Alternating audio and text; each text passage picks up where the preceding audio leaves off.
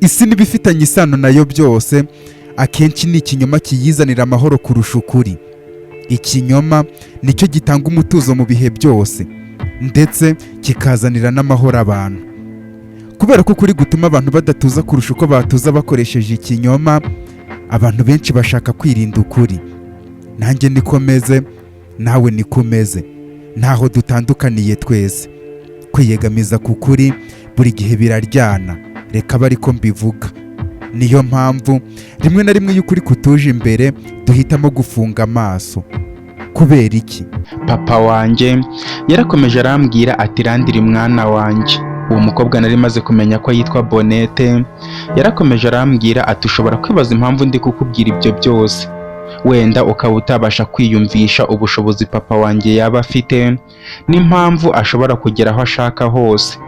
Ariko impamvu nta yindi ni uko uwo mugabo ndi kuvugaho nita papa wanjye ari minisitiri w'intebe muri iki gihugu cyacu Alegisi. Ubundi byose bijya gutangira wari umunsi umwe mu gitondo nk'uko bisanzwe ndabyuka, kuko nari mfite ishuri ndajya kwiga muri kaminuza ndetse dufite na assignment yo muri groupe turakora. Ikirenze by'abanyeshuri bose twiganaga ni njye wari umuhanga muri iyo groupe yacu, ari njye bizeye kubafasha kuyikora. Mu kugera muri salo nsanga haratuje, nta muntu uhari, ibintu bidasanzwe mu rugo rwacu, kuko muri ayo masaha papa na mama babaga babyutse twese tugahurira ku meza. Ntangira kwibaza impamvu bakiryamye, niba hari icyabaye. Mpita ngenda nkomanga ku cyumba cya papa wanjye.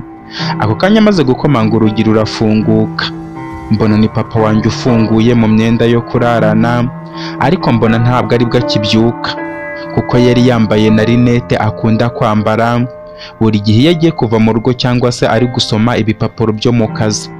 Papa amaze kunyambira mbaza impamvu nje kumukomangira. Mpita mubaza impamvu baryamiriye bakaba bagejeje ayo masaha batarabyuka. Papa ambwira ko mama wanjye ntawe uhari, ikirenze ibyo atanaraye no mu rugo kubera ko hari gahunda y'akazi yagize. Mpita nibaza impamvu mama yaba yagiye atambwiye, nubwo mu ijoro ryashize nari naryamye kare cyane atarataha, ariko ntabwo igihe cyose yabaga aragenda, yagendaga atambwiye ko aragenda. Ikirenze n'ibyo yari afite nimero yanjye ya telefone ariko ntiyayihamagara. Papa abonye ndi kubyibazo hambwira ko utirirwa mpangayika. Mubwira ko ntahangayitse kuko n'ubundi mfite nimero ye, ngiye kumuhamagara mama wanjye ngo numva ahantu ari n'impamvu yagiye Gitunguro atambwiye. Nuko mbwira papa ko ngiye kuba ndi kwitegura mu kanya gatoya nkajya ku ishuri, bityo aze tubanze dusangire ibya mu gitondo. Nuko maze nsubira mu cyumba nkuramo imyenda yo kurarana, njya muri dushe, mvuyeyo nditunganya.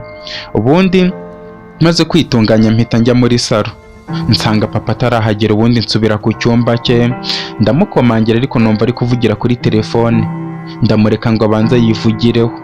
Amaze kuyivugiraho icyakora uwo bavuganaga numvise ibyo bavuganye bisoza, kuko yamubwiye ko arabanza kunyura mu biro bye narangiza bahite bahurira muri hoteli. Maze kubyumva numva ko ari impamvu z'akazi kabo. Papa aza muri salo dufata ibya mu gitondo, turimo hagati mubaza niba ari mama bavuganaga, niba ari we barahurira kuri hoteli. Papa mbaza impamvu namwumvirije, mubwira ko ntigeze mwumviriza ahubwo bavugaga cyane ku buryo n'undi wese yari kubyumva. Papa ambwira ko atari mama bavuganaga, ari umuntu bakorana. Sinabitindaho. Ubundi tumaze gufata ibya mu gitondo mpaguruka muri saramanje nsiga papa ameze nk'umuntu urimo kwibaza byinshi. Mfata igikapu cyanjye njyana ku ishuri, nshyiramo ibitabo bya modire ndetse n'imashini yanjye laptop. Ubundi mfata na telefone yanjye, ariko numva nabanza guhamagara mama ngo numve uko ameze. Ndeba amanimero yose nandikamo izina nari naramwise my lovely mom. Ubundi ndamuhamagara ariko nimero ye ntiyacamo. Mbigerageza inshuro nyinshi cyane ariko nimero yanga gucamo. Ibyo bituma ntangira guhangayika cyane kubera ukuntu bitunguranye nimero ya mama yavuye ku murongo, nta muntu yabwiye, kandi no mu buzima busanzwe mama adakunda kuvanaho telefone ngo agende gutyo twese tutabizi. Mpitamo kuza muri salo aho nasize papa ngo mubaze niba bigeze bavugana, ariko ngeze muri salo papa sinamubona. Mpita ntekereza ko yagiye mu cyumba cye. Ngenda ngiye kumubaza niba yavuganye na mama, icyarimwe no kumusezeraho nk'uko byari bisanzwe buri gitondo. Iyo ngiye ku ishuri ngomba kubasezeraho kuko nibyo banyigishije kuva nkiri umwana muto, ndetse nanataha nkabasuhuza naba nahabatanze cyangwa se bahantanze. Nuko ngenda negera icyumba cya papa na mama, ngiye gufungura ngo ninjire numva papa ari kuvugira kuri telefone, ariko ibyo yavugaga byanshyize mu rujijo cyane kuko byatumye ntangira kwibaza byinshi kubera ko nasanze arimo kuvuga ati ubu rero ndumva gahunda twayihindura kubera ko umukobwa wanjye yumvise hoteli turajyaho kandi ashobora kuza gukeka ko mama we ataraye mu rugo ku mpamvu zo kutumvikana akaza nkurikiye, bigatuma aza agasanga wenda ari wowe turi kumwe. Ibyo bikamubabaza cyane kandi ntago nshaka ko umukobwa wanjye azamenya bumwe mu buzima bwanjye, bityo reka duhindure. Ndibuze kukubwira aho ndi bugusange mvuye mu rugo, kandi ntugire ikibazo umushoferi wanjye nahangeza ndahita mutegeka gutaha, noneho tubonane nyuma amaze kugenda. Sawa, kandi ndagukunda cyane, ntago wakumva ukuntu ngukumbuye bidasanzwe. N'ubundi nuko umukobwa wanjye ari hano, wakaje tukaba twibereye hamwe, nuko byamubabaza kumva ko mama we muca inyuma, ariko ntago ari amakosa yanjye. Ubundi se umugore ubyibushye kuriya wagira ngo nta nubwo azi inshingano aba ari gukora, ariko wowe uri kuba inkuru urugenda wigerera hose, mba numva ari wowe ukwiriye. Nkicuza impamvu nahise muriya, ariko nta kibazo, n'ubundi se uri uwanjye. Gusa nizere ko nyine nta bandi bantu barabimenya. Oya, kariya gasore se kabivuga gute? Kariya gasore ntikaguhangayikishe kuko mu minsi mike nako tuzagakura mu nzira. Reka kabanze kanezererwe gakeya mu mitungo y'iwabo, ariko kazava mu nzira. Sawa mukunzi, ndaza kukubwira aho duhurira navuye mu rugo. Namaze kumva ayo magambo ya papa, ubundi mpita ndeka ibyo kujya kumubaza niba yavuganye na mama, ahubwo mpita mpindura gahunda nsubira mu cyumba cyanjye. Ubundi ndambuka igikapu ku buriri bwanjye, nicara ku buriri ntangira kwibaza niba ibintu numvise ari papa wanjye, umuyobozi ukomeye abantu bose batinya n'abaminisitiri akuriye, ariko nkumva ntago byaba bishoboka. Ariko mbihuje n'ijwi numva nta wundi wabivuga utari papa wanjye. Ako kanya mpita numva ko ngomba gukora uko nshoboye kose, ubundi nkamenya ikintu gihishe inyuma y'ibyo bintu.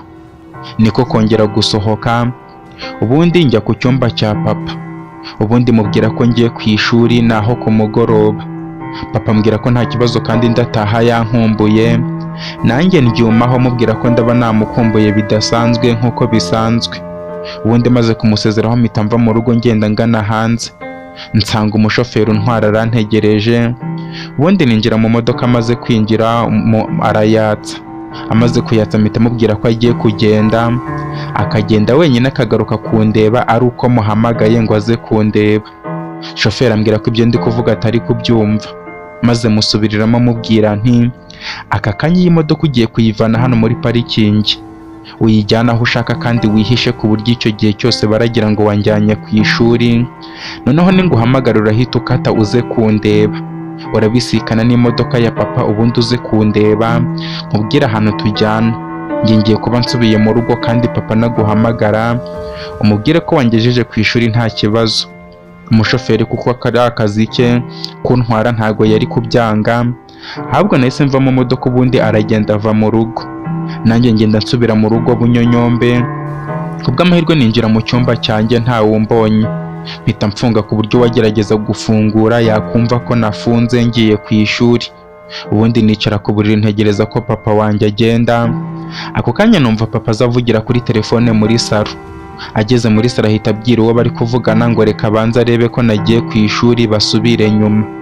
Bamaze kuvugana, papa araza afungura icyumba cyanjye, asanga harafunze, ariko kubera ubwoba numva mu muhogo hajemo ikiniga. Habura gato ngo nkorore, ariko ngira amahirwe ndabifunga. Papa akiri aho muri salo ahamagara Hiberi, wa mushoferi untwara, amubaza aho ari.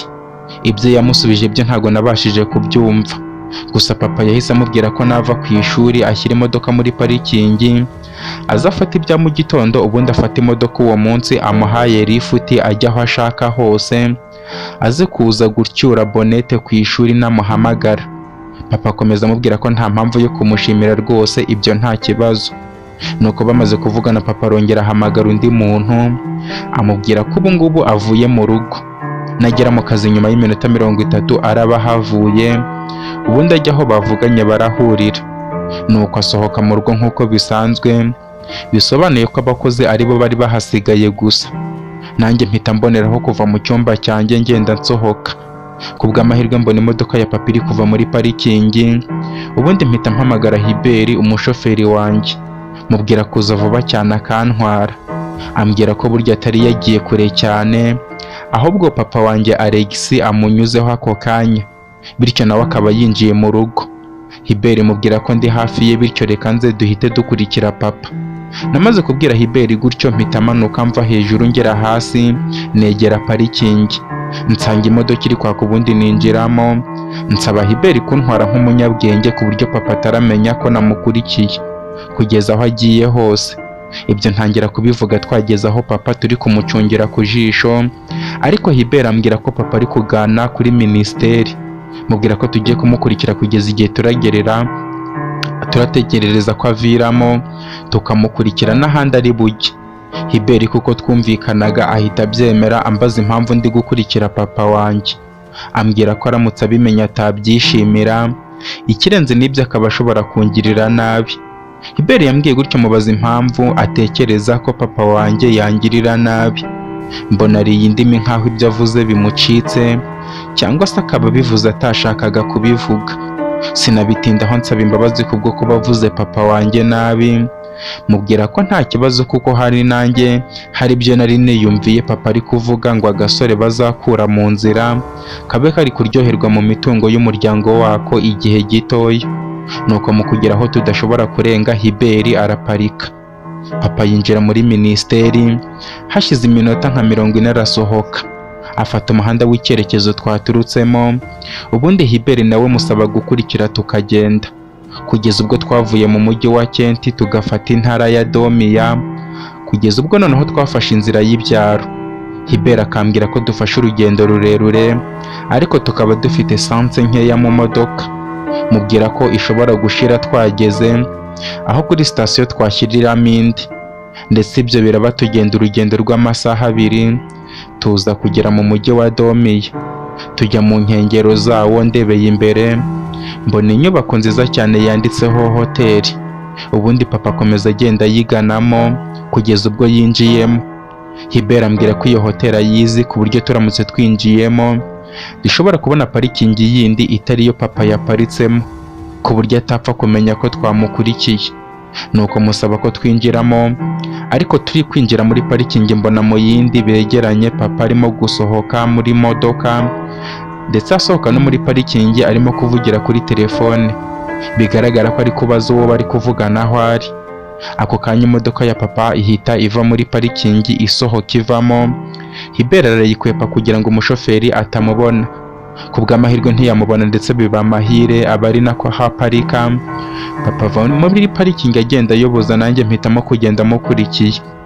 Mu kuva muri parikingi ubundi akagenda agana kuri pisine nini cyane ingana n'ikiyaga, ahubwo ikanagisumba ihari, ndetse hari n'intebe zo kwicaraho umuntu ari kwiyumvira ubuhehere bw'iyo pisine, ari no kureba bari kwidumbaguza muri pisine. Kugeza ubwo papa yakuye telefone ye ku gutwi, bigaragara ko umuntu wamumurangiye amubonye. Nanjye mpita nitsimba ku ruhande ngo ndebe umuntu bagiye guhura uwo ari we. Ako kanya nyuma yo kuraranganya amaso, papa agenda agana ahantu nabonye umukobwa cyangwa umugore kuko ntamurebaga mu maso, ariko ndebye ingano ye mbona itaba ari iya mama. Mu kugenda nanjye negera ngo ndebe uwo muntu papa arimo gusanga. Ako kanya papa amugezeho mbona arahagurutse. Amaze guhaguruka arahindukira areba aho nari mpagaze ndi gucunga, ariko ntiyabasha kumbona kuko yarahugiye mu byo guhoberana na papa wanjye. Ntungurwa no kubona ibintu ntabashaga kwiyumvisha neza cyane muri uwo mwanya. Nyuma yo kubona nkabona uwo muntu ari umukobwa w'umugore w'uwahoze ari chairman ya kampani ya bare wisi witwa Tonzi. Nkimara kubona Tonzi ari we mukobwa wavuganaga na papa wanjye, numvise mbabaye cyane. Agahinda kankura umutima wanjye kubwo kubona papa amasezerano nigeze kugirana nawe atarigeze yubahiriza. mu gihe njye namwizeraga ariko akaba yaranyijeje amasezerano adashoboka. Ikirenze n'ibyo byose akaba abikora mu ibanga ashaka ko ntababara kubera ko aba ari kubabaza mama wanjye. None nyuma yo kunyemerera mu ibanga ko agiye kuba umugabo mwiza ku buryo ntazongera kubona mama wanjye ababaye kubera ibyo papa yakoranaga na mama wa Tonzi, yari yaranimutse ava kuri mama wa Tonzi ajya no kuri Tonzi nyirizina umwana we. Ubundi njye nakuze nkunda mama wanjye, ariko igihe kinini cyaje kugera nkajya mbona mama wanjye afite agahinda gakomeye cyane ntazi impamvu, ku buryo namubazaga icyo yabaye akambwira ko aba ari gutekereza ku by'urugo rwacu gusa, ariko sinkabigireho ikibazo.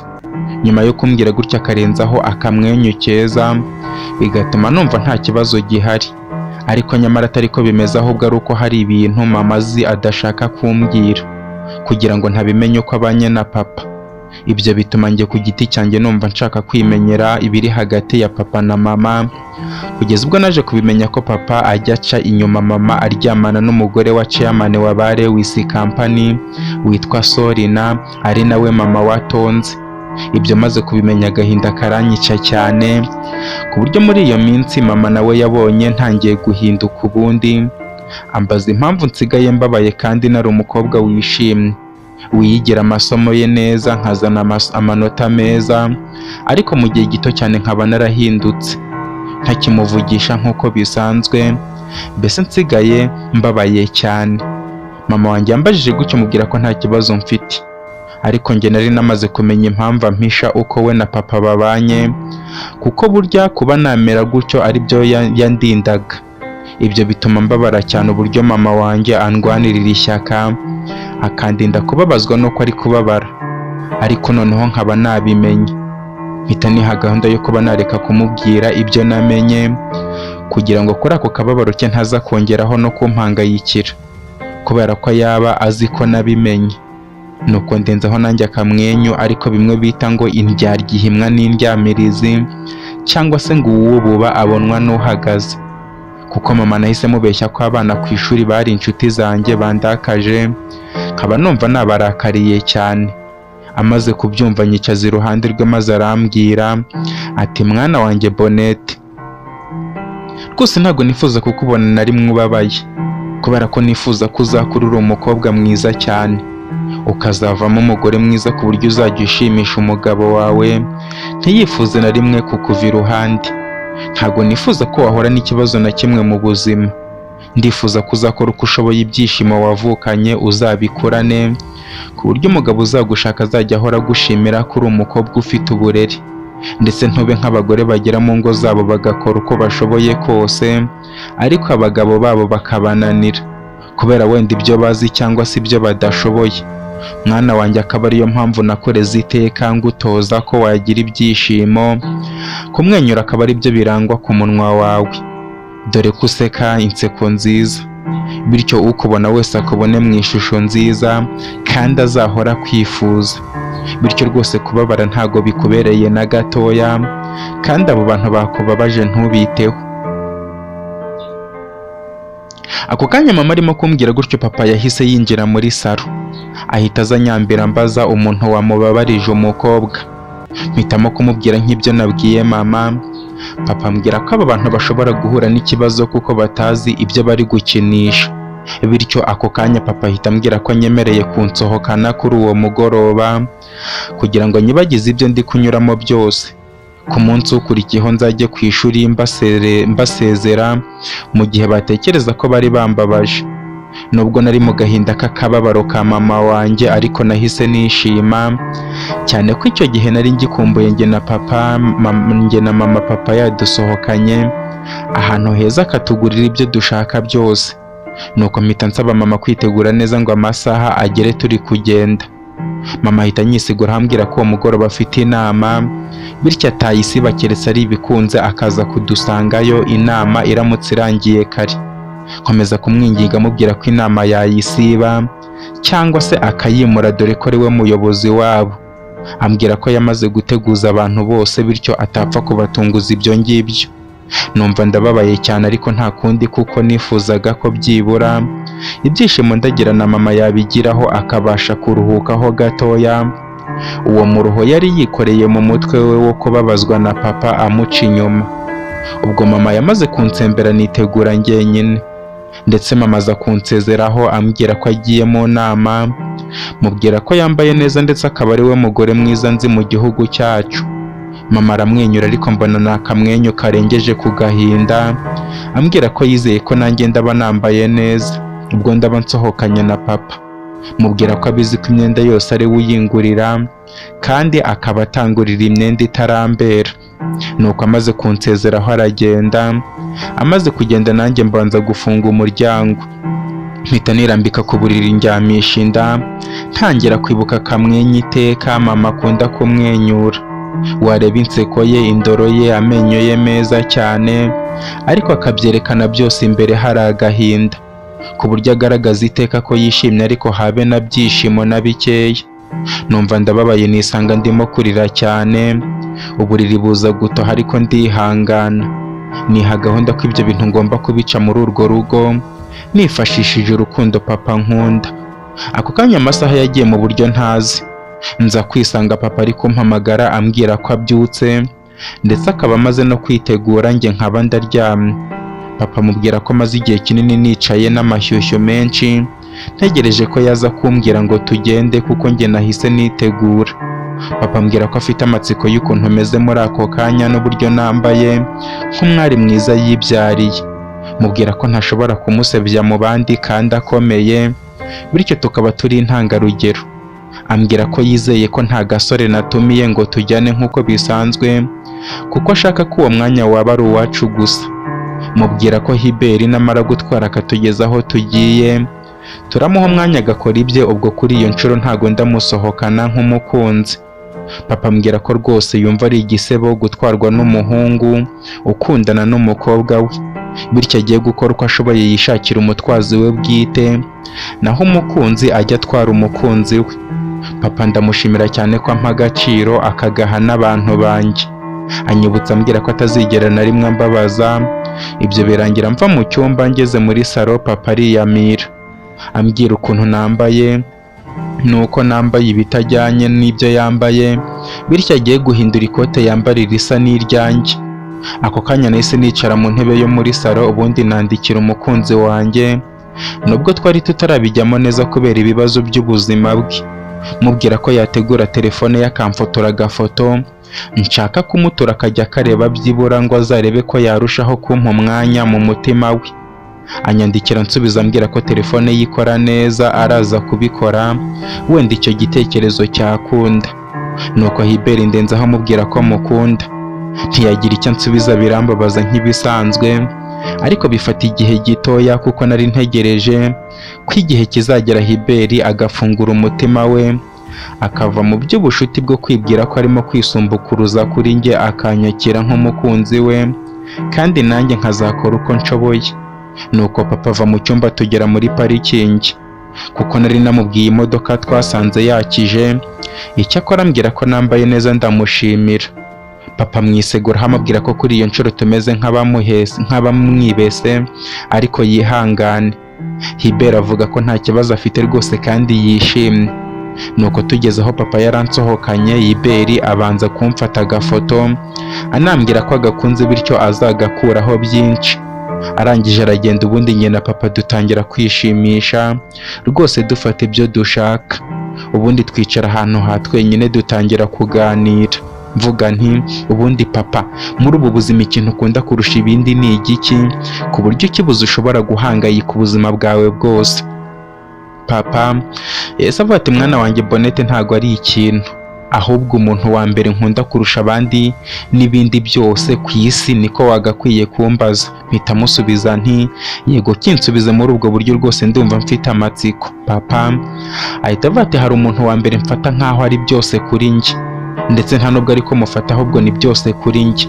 Buriya mama wawe ndamukunda cyane kurusha uko nanjye nikunda. Mukunda bitagereranwa, mukunda mu buryo bwimbitse ku buryo utabasha kubusobanura. Mukunda nk'uko nkunda Imana, ariko nako naba nibeshye. Mukunda kurusha Imana ku buryo iteka mpora nibaza niba Imana itazampana ko nkunda umugore wanjye kuyirusha. mama wawe ni byose kuri njye. Papa yamaze kunsubiza gutya amarira yandenze ku buryo kwitangira byananiye, ahubwo ngasepfura bikarenga nkarira byeruye. Ariko ntago nari ndishijwe n'amarangamutima nk'uko papa wanjye yabiketse. Nari mbabajwe n'uburyo yari ari kurahira no mu izina ry'Imana ko akunda mama, ariko akaba ari we muntu wenyine ku isi umubabaza. Nuko papa abonye ndize bingana gutyo aramfata maze aranyiyegamiza, arampumuriza maze arambwira ati mwana wanjye Bonete, ndabibona ko urukundo nkunda mama wawe rugukoze ku mutima, ukihangana ariko kwifata bikakunanira. Ariko njye ndamutse mvuze mama wawe ahari ubanza ntamurangiza. Ubundi mama wawe mufata nk'isi yanjye, niwe terambere ryanjye, niwe buzima bwanjye. Iyo ntamugira ntago mba ndi umugabo w'igihangange muri iki gihugu. Uretse n'ibyo ntago nzi niba naba nkiriho. Iyo ntahura na mama wawe ngo nkure ku ngoyi nari ndiho, ntago nari kuva mu buzima, ntago nari kuva mu buzimu nkajya mu buzima. Ari nayo mpamvu nawe mwana wanjye ngusaba guhora wihanganira Hiberi. Buriya abana b'abakene baba bafite byinshi baciyemo, ku buryo gufata umwanzuro munini cyane biramugora. Kuko Hiberi uko ameze nanjye menyana na mama wawe niko nari meze. Bivuze ko byibura no kubona ari kumwe nawe byonyine nabyo biramugora. Ntago ushobora kwiyumvisha intambara bari kurwana, kuko rimwe na rimwe bari gutekereza ko aramutse akwihaye namugirira nabi, nkamumerera nabi. Ikindi kuvuka uri umukene ukabasha kugera aho wigeza, iyo hari umuntu ushaka kuguha ubufasha ubifata nko kukugirira impuhwe, bityo akaba agupfobeje, kuko uba uzi ko hari icyo wakwigezaho ugereranije n'uko washoboye kwigeza kuri duke ufite. Uko niko nanjye nari meze ubwo nahuraga na mama wawe, umukobwa mwiza utarasibye kunyumvisha ko byose ari amahoro. Akaba ariho umwanzuro wo kubana nawe tugira ngo tubyarane umwana mwiza w'igitangaza nkawe nkufate, ndetse akaba ari nawe watumye nicara kuri iyi ntebe y'ubuyobozi ndiho muri aka kanya. Rero ndamutse mvuze mama wawe ntago nzi uko namuvuga, gusa Imana yo mu ijuru yonyine aba ari yo izamwihembera. Papa wanjye yamaze kumbwira gutyo amagambo atekereza ko ari amagambo yo kunezeza umutima wanjye, atazi ko arimo kunsonga inkota mu mutima kubw'akababaro ka mama wanjye. Ikirenze n'ibyo ngibyo nkaba naramukurikiye ubwanjye nkamwibonera mu mwambaro wa Adamu na Eva, we na Sorina umugore wa Chairman. Akaba ari nabyo nakurijeho menya ko mama wanjye umutima we washenjaguritse, kandi naramusezeranije ko buri gihe nzahora murwanira ishyaka. Nuko muri ako kababaro nishyiramo akanyabugabo, maze neguka kuri papa mureba mu maso n'indoro idasanzwe, maze ndamubwira nti papa, uri umugabo w'icyitegerereza, abantu bose bakwigiraho isomo, ndetse rubanda bose barakureba ibiganiro ukora, ingendo ugenda, ndetse nzi neza ko n'iri joro mu binyamakuru haragaragaramo amafoto yawe bavuga ko minisitiri w'intebe yasohokanye n'umukobwa we akunda. Ibyo akaba atari ibintu buri muntu wese yabona uretse umunyamahirwe, ariko ayo mahirwe yose ukaba uyakesha mama wanjye nk'uko ubyivugiye. None se papa, byibura ibyo wabiha agaciro mama ukarekeraho kumubabaza kuva uyu munsi? Namaze kuvuga gutyo papa wanjye arikanga, ahita nankuraho ukuboko yaranshyizeho, bigaragara ko atunguwe cyane n'amagambo nari mubwiye. Nuko arambwira ati mwana wanjye Bonete, mama wawe nta na rimwe njya mubabaza. Ikirenze n'ibyo ngibyo nta nubwo nshobora no kubitekereza. Mpita mubwira nti papa, ndi mukuru cyane, nibwo ngitangira kwiga kaminuza, ariko ndi mukuru. Papa, ntabwo ushobora kuba wita kuri mama ngo ube utabibona agahinda ahorana. Ikirenze n'ibyo munarara no mu buriri bumwe. Ntabwo nshobora kwiyumvisha ukuntu waba uri ikigwari bigeze aho ngaho, burya cyo ashobora kuba yarara ari kukuririra amarira ariko ukayafata nk'ubusa. Ese waba ufite umutima? Ese papa, niba njye umwana wawe nshobora kubabazwa n'agahinda ka mama wanjye, wowe mugabo uvuga ko ari byose kuri wowe ukaba ubuzima bwawe ubukesha mama wanjye, ikirenze ibyo mukaba mwarahuje imibiri n'imitima, mbese nta banga na rimwe rye utazi, nawe akaba nta na rimwe ryawe atazi uretse ay'umuhisha. Ni gute waba ikigwari bigeze aho ngaho ukajya gusandaguza amabanga ya mama hanze nk'aho ari umwanda? Basi uretse no kumubikira ibanga, ntago wamugirira impuhwe ngo wumve ko agaciro yaguhaye gafite ikiguzi. papa aba ari njye ubigutakambira koko? Urumva agaciro aguha ku buryo atinya no kubikubwira ibimubabaje? Basi se niba nabikubwira mu ibanga ubiha agaciro? Papa, tariki ya 13 z'ukwezi kwa 11, uwo munsi wose nakurikiye intambwe zawe. Mu gitondo warabyutse Hubert aragutwara, ariko ntiwajya ku kazi, uhitira kuri hoteli, uhurirayo na Sori nangira ngo mugiye kuganira iby'akazi. Papa musaba shambure, mwinjiramo mukuramo imyenda kugira ngo mbihamye, nigira umuseriveri. Nza ameze nk'ubatunguye mu gihe mwibwiraga ko mutatungurwa muri iyo hoteli, ntimwanafunga kuko mwari mwiyizeye. Papa, ndi umwana wo kugusangana n'undi mugore mu buriri mwambaye ubusa ngo mama ntago mubabaza? Ubundi papa, kuba mama ari byose kuri wowe bigaragazwa n'iki? Namaze kubwira papa gutyo mbona azabiranijwe n'umujinya. Byumvikana umunyamakosa wese niko amera. Iyo umubwiye amakosa aho gusaba imbabazi abanza kugira umujinya ako kanya. Nuko agiye kuzamura urushyi ngo arunkubite byibura n'ababasha kutubona babibone, kuko numvaga papa ndimo kumuheba. Ariko agejeje ukuboko hejuru ahita kumanura, akurambika ku musaya wanjye, atangira guhanagura amarira. Ahita ansaba ngo dutahe igitaraganya, maze ndamubwira nti papa, kuva kera hose we na mama ndabakunda, ariko uburyo wowe umeze urukundo ngukunda ntago nifuza ko rwakuvaho nkisanga ntakigukunda. Basi se papa, ibyo wabimfasha? Papa yarebye hasi arongera aricara. Ntegereza igisubizo ampereza, bifata iminota nka 20, ari kwiruhutsa imitima, bigaragara ko akazi kanjye nari maze kugakora. Nuko abuze uko agira, ndetse yanamaze kubona ko aramutse agiye nta kintu mbwiye nanjye nshobora kubikomeza nkamubera ibamba, maze mpita mubwira nti papa, ntago ngiye kugusaba ibintu byinshi cyane, nyemerera mu ijambo rimwe gusa umbwire yego ku kibazo ngiye kukubaza, kandi umpamirize ko bikuvuye ku mutima. Ese papa, ntago uzongera guca mama inyuma? Kuva uyu munsi ntago nzongera kumubona na kamwenyu kageretse ku gahinda. Inseko ye nzahora mbibona ko ari iya nyayo. Nkuko nari mbimusabye yansubije yego, anarenzaho ijambo ambwira ko atabyemeye kugira ngo anyikize, ahubwo abikuye ku mutima. Koko igi ryahanye inyoni, nanjye nkaba muhanye. Nanjye musezeranya ko nta kintu kizahinduka kuko mufata naramuka asubije ibintu ku murongo nk'uko byahoze, urugo rwacu rukaba urugo rwishimye cyane nk'uko byahoze. Amaze kubinyemerera musaba ko noneho twataha kuko mfite ishuri mu gitondo. Byumvikane ko twatashye amagambo ari makeya cyane, ku buryo no kugera mu rugo nasigaye muri parikingi papa akagenda yiruka kubera ibimwaro byinshi cyane. Hubert agasigara mbaza mudu ukuntu yahindutse kandi twagiye twishimye. Mbura ikintu musubiza, ahubwo mwibariza agafoto kanjye uko yakabonye. Hubert ambwiza ukuri ko atarabona umwanya wo kukitegereza cyane, kubera ko bahise bamuhamagara kuri telefone bamubwira ikibazo cya mushiki we. Bamaze kwirukana ku ishuri kubera amafaranga y'ishuri, agahita ajya mu kigo muri uwo mugoroba kwinginga ushinzwe ibyo kwishyura amafaranga y'ishuri. Basengwa muha icyumweru kimwe gusa ku kazi bazaba bamuhembye.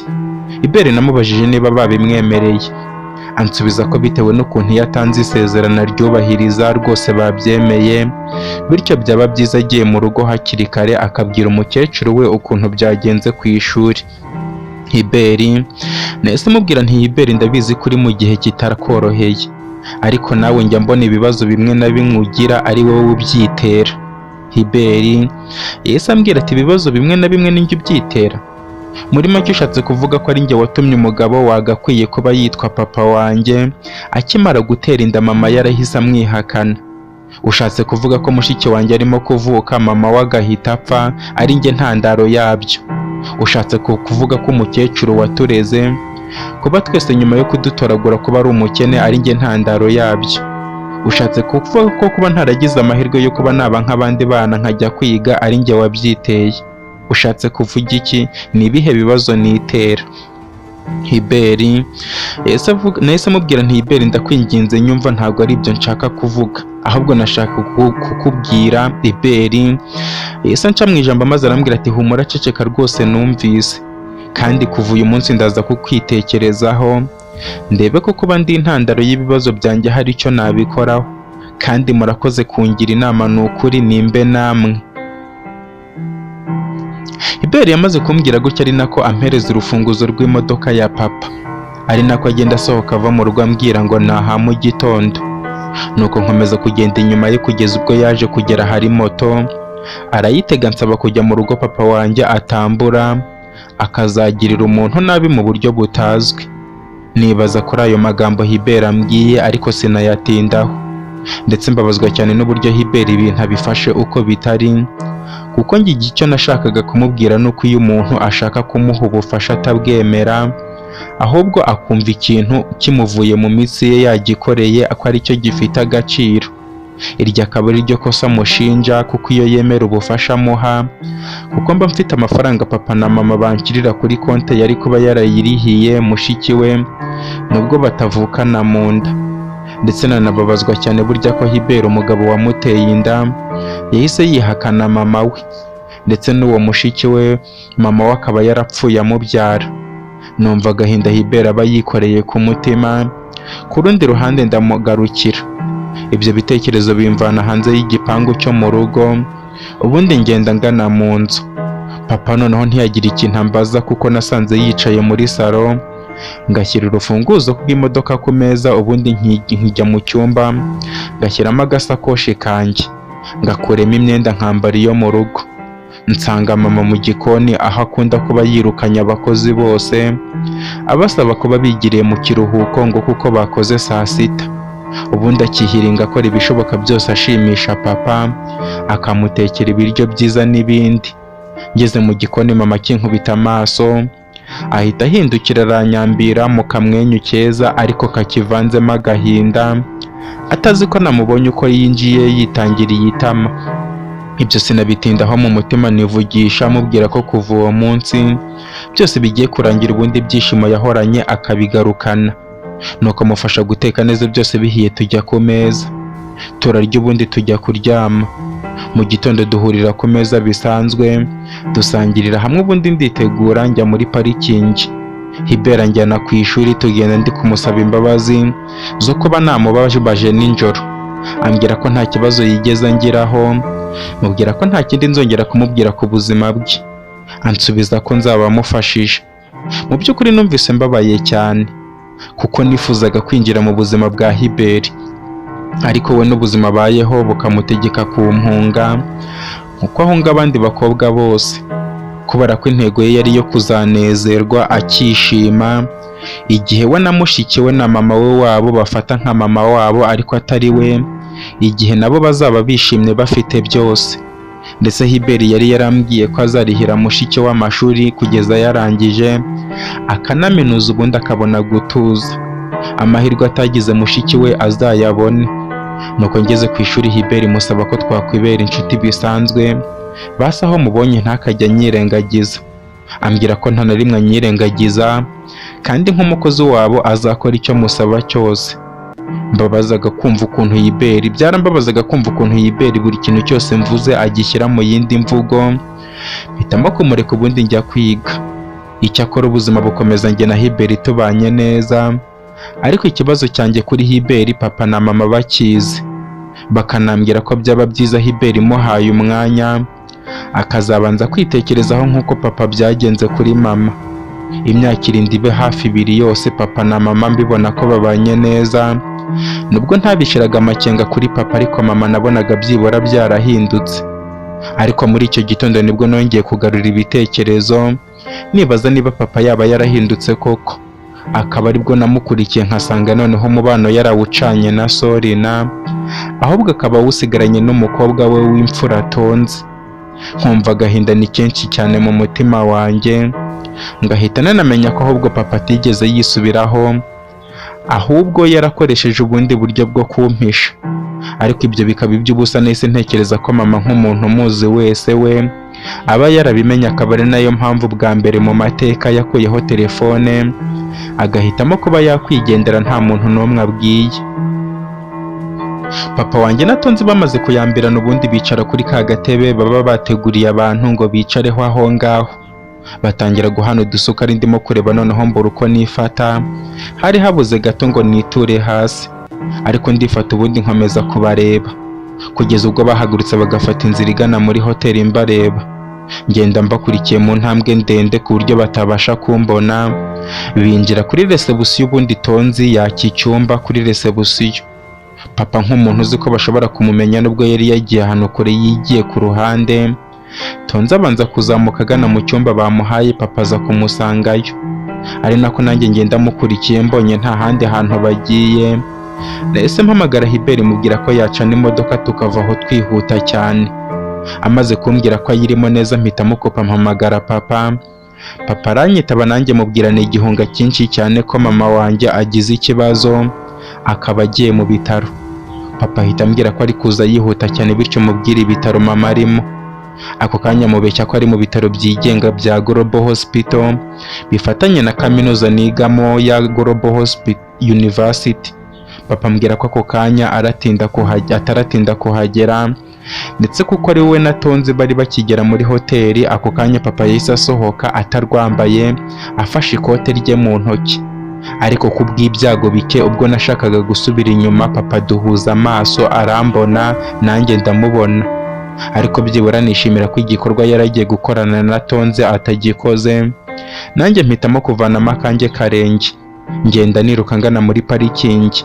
Nsanga Hubert yakije imodoka, ubundi ninjiramo musaba kuyifatira ku muvuduko uhambaye cyane.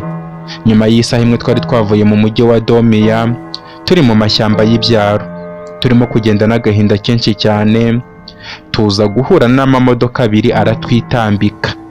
Hubert mu guparika imodoka tubona muri ya modoka havuyemo abasore bigaragara ko bakoze imyitozo, ubundi bahita badusaba kuva mu modoka, ndetse ntitwabonaga n'amasura kuko bari bambaye masike. Hubert mubwira kudafungura kuko hari ibyo ndi gukeka. Ambaza ibyo ndi gukeka, niba ndimo gukeka ibyo nawe arimo gukeka, ko aba basore bashobora kuba ari aba papa wanjye.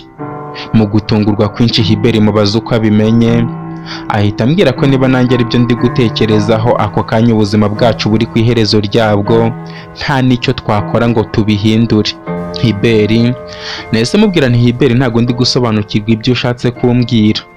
Kuki utekereza ko turi ku iherezo ry'ubuzima bwacu? Aransubiza ati Bonete, ndabizi ko hari umubano ufitanye na papa wawe, ariko hari ibintu byinshi cyane ushobora kuba utamuziho, ariko njye ni byinshi cyane muziho kubera ko amateka yanjye yose ashingiye kuri papa wawe. Nanakoze uko nshoboye kose ngo mwiyegereze iruhande, byibura azanabashe kumbona, abone agasura kanjye, abone ko hari ahantu anzi, maze igihe nzaba ndi kumwihoreraho azabashe kunyibuka neza. Ariko imyaka yose ishize ataramenya uwo ndi we. None kubw'amakosa yanjye yo kukubaha nka mushiki wanjye, iherezo ry'ubuzima bwanjye bugeze ntageze ku ntego y'ubuzima nari narihaye nyuma yo kumenya amateka ya mama wanjye, nkaba ngiye gupfa urwa buheri buheri. Hubert nahise mubwira nti Hubert, urimo kuntera ubwoba, ndakwinginze mbwira basi numva uko bimeze, ndebe ko hari icyo nabasha kuza gukora byibura. Hubert yahise ati Bonete, igihe cyaturangiriyeho, icyakora wenda wowe ushobora kurokoka kuko uri umwana we, naho njye nta mahirwe na make mfite yo kubaho kubwo kuba nakubashye gusa. Ariko basi Imana yakire roho yanjye, imbabarire yihuze n'iya mama wanjye, ndebe ko mu buzima byibura bwa mbere nabasha kwishima. Ese Mana, kuki wahisemo ko byose ari njye bibaho? Hubert nahise mubwira nti Hubert, ndakwinginze wintera agahinda, uri kuvuga nk'umuntu ugiye gupfa koko. Hubert nguteze amatwi basigirira ko nakweruriye ko ngukunda, umbwire ibanga rizitse ku mutima wawe, kandi ngusezeranije ko nzaribika kure aho abantu batagera. Hubert yahise ati Bonete, wivuga iby'urukundo kuko ntabwo nshaka gupfa ndi guseka, nshaka gupfa mbabaye cyane ngo ndebe ko papa wawe umuzimu wanjye uzamugarukira ufite umujinya ukomeye cyane w'umuranduranzuzi ubashe kumurimbura. Naho iby'urukundo urimo kuvuga byo byibagirwe kuko ni amateka. Icyakora ntakubeshye, ntabwo umusore nabura kuvuga ko yaba ari ikigoryi aramutse ahuye n'umukobwa mwiza nkawe akamwirengeshwa. Naho kuri njye nuko nari mbizi ko ari ibintu bidashoboka. Ntabwo ari ngombwa ko nkubwira amateka yanjye, gusa icyo ugomba kumenya, papa wawe akimara gutera inda mama wanjye yahise amwihakana. Mama nta kivurira nta kirengera yari afite, Icyakora arihangana arambyara ndetse arandera ndakura. Ngize imyaka 2 nibwo yafashe umwanzuro wo kujyana umwana kwa papa we, yirengagije ko uwo mugabo asigaye ari igikomerezwa kuko icyo gihe niwe wari uyoboye umujyi wa Kent. Amakuru nahawe na nyogokuru ni uko kuva uwo munsi mama atarongera kugaragara kuri iyi si, kandi amakosa nta wundi muntu nyashinja uretse papa wawe wamwishe agira ngo yikureho icyasha. Bityo njye ubimenye ko kuva kera hose nari mbizi ko duhuje amaraso, kandi ntago nari kuza kubikubwira kuko urupfu rwa mama wanjye yari kuba yarapfuye rwari kuba rugendeye ubusa. Nubwo n'ubu ngubu mbaye ikigwari ngatangira gutwarwa n'amarangamutima, ukantegeka icyo ushaka cyose nkacyemera, nyuma yo kubona ko nshobora kugufata nka mushiki wanjye. Ariko Bonete papa wawe ni umugome, umwicanyi, igihugu cyose cyuzuyemo abana be kandi ntabazi. Icyampa amahirwe nkazagera ku Mana gusa nkayisaba ko ibyaba byose papa wawe yakoze yabyishyurira hano ku isi, yanayivaho agakomeza kubyishyura. Uzi ikibabaje? Mama wanjye papa wawe ajya kumutera inda yamufashe ku ngufu, kandi abizi ko afite umuhungu bakundana, gusa kubera kumufuhira ngo atamutwara umukobwa mwiza. Ubu mba ndi umwana nk'abandi, mba mfite papa nishimye nk'uko muhora mwishimye, nsekana na mama nk'uko muhora museka. None byose byabaye agahinda. Uzi n'ikindi? Ako kanya Yibera akimara kumbwira gutyo ntegereje ko ambwira n'ikindi, umwe muri ba basore yahise ava yaratwegera maze aratubwira ati musohoke mu modoka ku neza cyangwa se twe tuyifungurire ku nabi kandi bibi bibazo cyane. Nahise mbwira Yibera kudafungura imodoka. Yibera ambwira ko abo basore ari ibirura, abicanyi, bityo nitwanga gufungura turaba turi kubongerera umujinya ku buryo bashobora no kutwica badategereje ko papa wacu atanga itegeko. Nuko Yibera ahita afungura amanika amaboko. Ngiye kumva numva Yibera barimo kumuhondagura, nanjye ngisohoka mu muryango waho narindi, nakirwa n'ikintu ntamenye icyo ari cyo mu matama. Nongera kugarura ubwenge nsanga nicaye ahantu mu nzu mu cyumba gishashemo ikirago, kandi bigaragara ko iyo nzu ari nziza cyane. Ariko icyo cyumba cyose uretse ikirago nta kindi kintu cyarimo. Ntangira kugira ubwoba ko napfuye kuko n'ubwa mbere byari bimbayeho kwisanga ahantu ntazi. Mu gihe nkiri kwibaza nanatembera icyo cyumba ngo ndebe ibyo ari byo, numva ku rugi bari gufungura. Mu kumara gufungura basunika umuryango. Bamaze gusunika urugi mbona hinjiye umugabo. Mu kumukubita amaso mpita nikanga, nibaza impamvu ari aho ndi. Ntangira kugira ubwoba nibaza niba abantu badufashe njye na Yibera bahise batujyana muri gereza mbi cyane mu gihugu cyacu, kubera ko uwo mugabo nta handi nari muzi uretse muri gereza ya Eternity Jail. Kuko buri uko yakundaga kuza gusura papa mu rugo, yakundaga kumbwira ko ari we uyiyoboye. Nyuma yo kubona uwo mugabo ngasanga ari Morutana, umusirikare ukomeye muri iki gihugu cyacu. Nkimara kubona Morutana natangiye gusengera mu mutima, mvuga ko ibyo ndi gutekereza ntibabe ari impamo, kuko iyo gereza ukuntu yayivugaga ntago nari kwiyumvisha ko nayigezemo. Mu gihe nkiri kubyibazaho mbona inyuma ya Morutana haturutse papa wanjye. Mu gihe numvaga nshaka kuruhuka ngenda muyambira, mpita nibuka impamvu ndaho hantu. Byagaragaraga ko atari mu cyumba cyanjye cyangwa se icyumba kimwe mu byo mu nzu yo mu rugo. Mpita ngenda muhunga kugeza ubwo ngeze ku gikuta cy'inzu nkacyegamaho, ubundi nkamanuka buhoro buhoro kubera ubwoba, bitewe n'isura papa wanjye namubonagaho iteye ubwoba. Ako kanya Morutana ahita asubizaho urugi aragenda. Papa azanyegera maze asutama imbere yanjye maze arambwira ati nagufashe nk'umwana wanjye ndakorohera, ariko ntago byaguhaga uburenganzira bwo kuntondagira uko ushaka. Uzafatanije na kariya kagegera ngo nagakunzi kawe. Mbega ubuzima bwako bumbabaje, ariko nawe ugomba kubona iherezo ryako kugira ngo bikubere isomo, n'ubundi n'undi munsi ujye umenya umwanya wawe. Umenye ko ndi papa wawe, ugomba kunyubaha nka papa wawe. Ntago ndi umuvandimwe wawe, ntago ndi musaza wawe. Uyu mugoroba ibintu urabona bikubera isomo rikomeye cyane, kubera ko indi nshuro ugerageje kunyigiraho nabi ni wowe nzakorera ibyo urabona ndi gukurikiza umukunzi wawe. Papa nahise mubwira nti papa ndakwinginze basi ntugire ikintu utwara Yibera. Papa ndakwinginze basi nyumva bwa nyuma. Ayo yari ay'ubusa kuko narangije kuyavuga papa yasohotse umuryango, ndetse hahita hinjira abasore babiri baramfata bansohora muri icyo cyumba. Tugenda tugana muri koridoro igana muri salo y'iyo nyubako, ho hateguye neza cyane, ubundi bantereka mu ntebe banzanira ibyo kurya bya mu gitondo. Ni nabwo namenye ko bwakeye, ndetse mbizanirwa n'umugore ubona ari umugore wo muri urwo rugo. Ako kanya papa asohoka mu kindi cyumba ari kumwe na Morutana, arangije abwira abakozi be ko nindangiza kurya bansubiza mu cyumba cyanjye, ubundi tukongera kubonana nimugoroba bari kumpa igihano mbere yo gutaha mu rugo. Papa yamaze kuvuga gutyo we na Morutana baragenda. Wa mugore wari uri kungaburira arashatse kwicara mu ntebe hamwe nanjye, ikigabo kimwe gihita kimubuza, kimubwira kuva aho muri salo byihuse. Mbona umugore agize ubwoba ndetse agenda atarwiyambitse, ubundi nsigara ndi kurya. Byageze mu nda se ashwi, ubwoba nari mfite ntago nari kurya ngo bigere mu nda, kuko natekereje ahantu Hiberi ari n'ibyo bamukoreye, nkumva ndi kudagadwa, nkanatekereza ko bashobora kuba bamwishe, kugeza ubwo urugabo rumwe rwaje rukambaza niba narangije kurya kugira ngo bansubize aho bankuye. Mubwira ko narangije, rugiye kunkoraho ndubwira ko nzi inzira insubizayo, nuko ngenda niruka kugira ngo rutankoraho kugeza niyinjije mu cyumba. Ubundi barafunga, ntangira kurira nibaza niba uriya ari papa nzi cyangwa se niba ari undi muntu, ku buryo kumusaba akantu gato cyane ko kuba yareka guca inyuma mama wanjye ari byo bingejeje aho ngaho, ariko bikanyobera. Nuko nguma aho mu marira kugeza ubwo nagiye kumva numva baramfunguye. Bagifungura uwinjiye mbona ni wa mugore, aza afite isahani iriho ibiryo ariko akarangaguzwa areba inyuma nk'umuntu ufite ubwoba.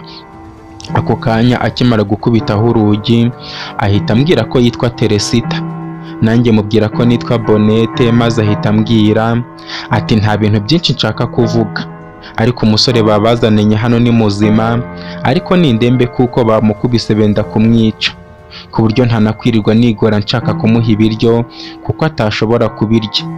Mwana muto yahumura kandi ntuhangayike, ndashaka kugufasha.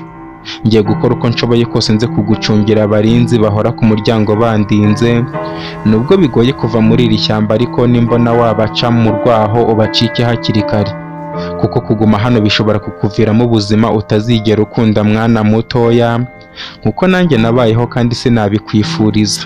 Teresita. Nahise mubwira nti kubera icyo uri kubimbwira ibyo. Teresita ahita avuga ati mwana muto yanyizera, kubera ko ndamutse ngize amahirwe ndashaka kugutuma. Ubutumwa nshaka kuguha uzanshakira umugore witwa Apolline, umumbwirire ngo ndasumbirijwe, nambabarira ntabare kuko njye narinaniwe, kandi neza ye ntago nzigera nyibagirwa nubwo yanyitangiye, ariko imbaraga ze zikaba impfabusa bitewe no kunanirwa kwirwanaho. Ndakwinginze ubwo butumwa uzabunsohoreze. Teresita. Nahise mubwira nti none se ndamutse nsohotse hano uwo mugore namushakira hehe? Teresita ahita avuga ati uzagenda ubaririza umusore witwa Toresi, ni umucungagereza niko numvise, cyangwa se nuramuka uhuye n'umugabo witwa Filisi, ni papa w'uwo musore Toresi, uzahita ubabaza umugore witwa Apolline, bazahita bamukurangira. Umumbwirire ngo bwa buzima nibwo nkirimo narananiwe kubyikuramo, kandi Apolline numumbonera uzamubwire ngo azihangane ku gihombo yagize cyo kubura nyirabukwe yakundaga cyane Hilariya. Ndagusabye uzantangira ubwo butumwa, nanjye ngiye gukora uko nshoboye kose ngo ushakire uko. Uwo mugore wari umaze ufite n'igihunga cyinshi cyane, nari maze kumenya ko yitwa Teresita. Ubutumwa bwe yari arimo kumpa bunacangacanze cyane, kuko naburaga ahantu nahera nshakisha abantu yari ari kumbwira ngo umusore witwa Toresi w'umucungagereza, ngo Filisi papa we, ndetse n'uwo mugore witwa Apolline. Mu gihe nshaka kumubwira ngo basampereze ahantu nashakira, kuko yari amaze kunyemerera ko aranshikisha aho hantu, hahise hinjira kimwe muri bya bigabo byarindaga uwo mugore, kuko niko yari yambwiye. Ubundi bihita bimufata uko nguko sinongera kumubonaho. Nkomeza gutegereza ko ashobora kugaruka kundeba, ambwira ko yamboneye inzira yo gucikiramo wenda, ariko amasaha akomeza kwicuma kuko nta n'ahantu nari mfite ho kurebera, kugeza ubwo natangiye kubona umwijima uri kuza muri icyo cyumba, ariko nkumva mu cyumba batangiye gufungura. Mpita nishima cyane ntangira kwisuganya ko Teresita aje kundeba, ariko bakimara kwinjira nkubitwa n'inkuba itagira amazi, mbonye ari papa wanjye ndetse n'ibigabo bibiri, abitegeka guhita bimfata bikansohora hanze, bikajya kumpa urugero rw'umuntu wese ushatse kwigerereza kuri minisitiri w'intebe. Nuko baranjyana bangeza muri salo, bafungura umuryango wo hanze. Nkigera hanze, nubwo bwari buri kwira ariko nitegereje ahantu twari turi. Numva ubwoba buranyishe kuko nazengurukije amaso hose, mbona twibereye mu ishyamba rinini cyane. Iyo nzu ariyo yonyine iri muri iryo shyamba. Kureba hirya mbona abagabo bafite imbunda, kureba hino mbona abagabo bafite imbunda, mbese wagira ngo nizo nyeshyamba nakundaga kumva bavuga. Nuko papa ahita azampamagara imbere maze arambwira ati uyu munsi ngiye kuguha isomo rifatika. Akimara kumbwira gutyo babasore bahise bamfata nanone, bagenda bankurubana kuko nagendaga ntabishaka, ariko nkagenda nananyuza amaso mu bantu ngo ndebe ko Teresita ndamubona, ariko nkamubura. Nyuma y'urugendo rw'iminota igera kuri 5 yose, mbona tugeze ahantu isi irangirira, kuko hari imanga y'umusozi muremure. Mu kurambura ijosi ngo ndebemo hasi nta kintu nabonye, uretse hakurya amazi y'isumo cyangwa se waterfall yamanukaga muri iyo manga. Ako kanya baba bazanye undi muntu bari kumukurubana nkanjye, ariko we mu ijwi ry'umugabo ari kuniha. Bamungejeje iruhande rwanjye, papa mukubita igitoroshi mu maso. Mu kwitegereza ya sura nziza nakundaga, nibaza niba ari Hibert ndi kubona cyangwa se niba bampinduriye. Maze papa arambwira ati Bonete mwana wanjye, reka nizere ntashidikanya ko iri rigiye kukubera isomo rikomeye cyane mu buzima bwawe, kugira ngo byibura aho uri hose utangire umenye umwanya wawe. Mumurekure arebe neza yisanzuye. Ako kanya papa yamaze kuvuga gutyo, ibisore bibiri byari bimfashe byarandekuye, bihita byegera inyuma. Ubundi papa ahita avuga ngo bakore igikorwa. Ako kanya abandi babiri bari bafite Hibert bahita barebana, ndeba ubundi bamurekurira muri ya manga ndende cyane, ngira ngo ndi kurota cyangwa se kubonekerwa. Ubundi Hibert arimo kurenga iyo pfo, numva ari kuririmba mu ijwi riri gusohoka gake cyane, avuga ati ndagukunda mushiki wanjye, ndagukunda. Ayo magambo n'uburyo nakundaga Hibert byarankuruye, numva naba ndi ikigwari ntagize ikintu nkoze. Ako kanya mpita nirekura nanjye nijugunya muri ya manga y'umusozi. Nongera kubumbura amaso ndyamye ku buriri bwiza buri mu cyumba cyiza cyane, ndi kumwe n'umukobwa mwiza cyane, ariko nkabona ntasanzwe muzi. Nuko uwo mukobwa turebana mu ndoro nziza yuje ubwuzu, nkibaza impamvu arimo kunyitegereza cyane. Hashize akanya mpanze amaso atangira kuvuga atarakangutse, arakangutse, arakangutse, ndetse akabivuga mu kajwi gatoya cyane. Bigaragara ko kuba nkangutse bimutunguye, kandi n'ubundi buri muntu wese uryamye agomba gukanguka igihe ibitotsi bishize. Mpita mubwira nti none se kuba nkangutse ikibazo kiri hehe, ahubwo se urinde ko ntari kukumenya. Umukobwa ahita avuga turakangutse ni ukuri. Yewe we ni ukuri urakangutse. Mpita mubwira nti ariko wasaze, reka mbyuke mbwira abantu bakujyane kwa muganga, ahubwo se ndamenya mbwira nde hanora. Nashatse guhaguruka numva amaguru yanjye ndetse n'amaboko n'umubiri muri rusange wagira ngo navunaguritse, ariko nakwireba nkabona nta kibazo mfite, mbese mfite amavunane ku buryo numvaga wagira ngo ndananiwe. Mu gihe ndimo kwibaza ikibazo naba nagize, mpita nibuka ko mu kanya gashize nahoze ndi kumwe na papa wanjye, ngahita manuka mu manga kugira ngo ntabare Hibert, ariko nibaza aho byarangiriye ntamutabaye, kandi nkaba nongeye kwisanga ku buriri. Nibaza niba iyo umuntu aguye muri ya manga ahita yisanga ku buriri, cyangwa se byose akaba ari inzozi narindi kurota. Numva ndaruhutse kuko ntago niyumvishaga uburyo Hibert byamugendekera kuriya. Mpita mbwira uwo mukobwa naketse ko ari umukozi mushya mu rugo bazanye, akaba anyishimiye cyane. Musaba kumpereza telefone yanjye ngo mpamagare Hibert mubaze amakuru ye, numve niba ameze neza. Umukobwa ahita avuga ati rero kuva wajya hano nta telefone wari ufite, ndetse n'imyenda wari wambaye nta kintu cyari kirimo. Mpita mvuga nti ngera hano se nari mvuye hehe? Umukobwa ahita avuga ati ngo ntago nzi niba ari njye wabikwibwirira cyangwa se reka mpamagare wenda mu rugo bakubwire aho wari uri, gusa ahantu twari twahagushyize mu ibanga, uwabidusabye yatubwiye ko uzahava ariko uburenganzira bwawe. Mpita mvuga nti njyewe se ninde wahanzanye, ninde wababwiye ngo munshyire mu ibanga? Umukobwa ahita bati ubundi reka nkubwire uko byagenze. Twebwe umuryango wacu dutunzwe no kuroba isambaza n'amafi mu kiyaga cya Tirida. Ubwo rero mu kurukerera ubwo twari turangije kuroba turi kuzana ubwato mu nkengero z'ikiyaga, nibwo twasanze abantu babiri baryamye ku nkengero z'ikiyaga. Nk'uko tubimenyereye duhita tubona ko hari abantu biciwe mu ishyamba rya Domiya, bakabaroha mu mpanga ya Domiya. Uruzi rukabazana rukabageza mu kiyaga cya Tirida.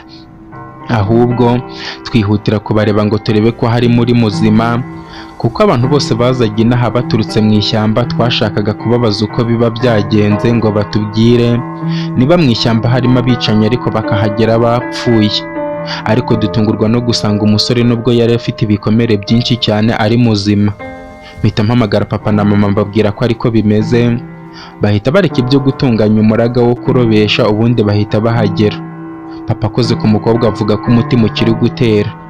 Duhita tubajyana mu rugo iwacu. Papa ahamagara umuganga w'inshuti ye bari baziranye. Uwo muganga asanga nimero ye ntabwo ikibaho, ahita ahamagara undi kubera ko bitari kudukundira ko tubageza ku bitaro kandi ntabyo duturiye.